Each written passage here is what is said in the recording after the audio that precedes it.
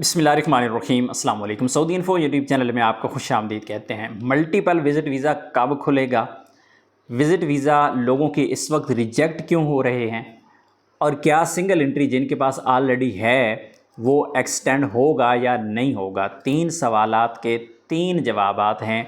Family visit visa से अगर आपका किसी भी किस्म का इंटरेस्ट है या ताल्लुक़ है तो ये वीडियो आपके लिए है। सबसे पहले कि मल्टीपल फैमिली विज़िट वीज़ा कब खुलेगा, आज भी लोग बार बार पूछते हैं। बिल्कुल सिंपल इसका जवाब है कि family visit visa multiple entry आने वाले हज तक बिल्कुल उम्मीद ना रखें। यूँ लगा लें कि 99% चांसेस हैं कि ये वीज़ा नहीं बहाल होगा, नहीं खुलेगा। 1% चांसेस है कोई मौजज़ा हो जाए कि अगले हज से पहले ये ओपन हो जाए, तो कोई चांसेस फ़िलहाल नज़र नहीं आ रहे, क्योंकि सऊदी अरेबिया ने जिस वजह से ये सिस्टम सारा कंट्रोल किया है, हज की वजह से पिछले हज पे बंद हुए थे और अभी अगले हज की सऊदी अरेबिया ने तैयारियां शुरू कर दी हैं। बुकिंग स्टार्ट हो गई, बल्कि बुकिंग हो चुकी है। तो अब अगले हज तक आपको वेट करना पड़ेगा अगर आपने मल्टीपल ही लेना है। और अगर आप फैमिली को अगले 5, 7, 8 महीने में बुलवाना है तो फिर आज ही फैसला कर लें कि सिंगल एंट्री ही मिलेगा, इसी पे गुजारा करना है। नेक्स्ट, वीज़े इस वक्त बहुत ज़्यादा रिजेक्ट हो रहे हैं।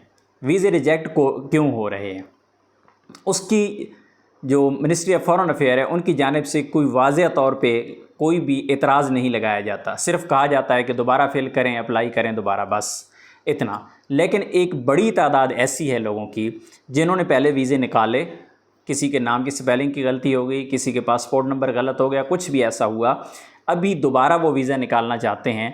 जब अप्लाई करते हैं तो कहा जाता है कि अपना पुराना वीज़ा इस्तेमाल करें, हालांकि पुराने वीज़े में तो मिस्टेक थी।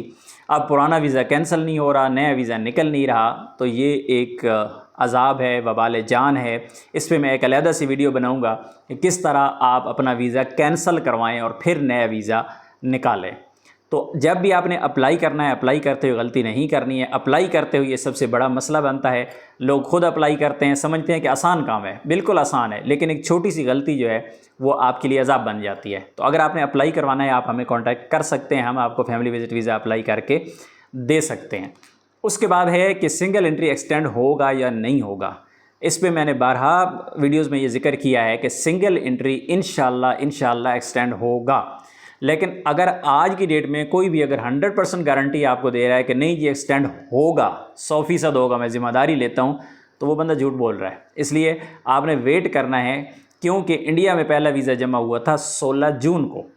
उस पाकिस्तान में बाद में जमा होते रहे हैं। इंडिया में पहला 16 जून को जमा हुआ है।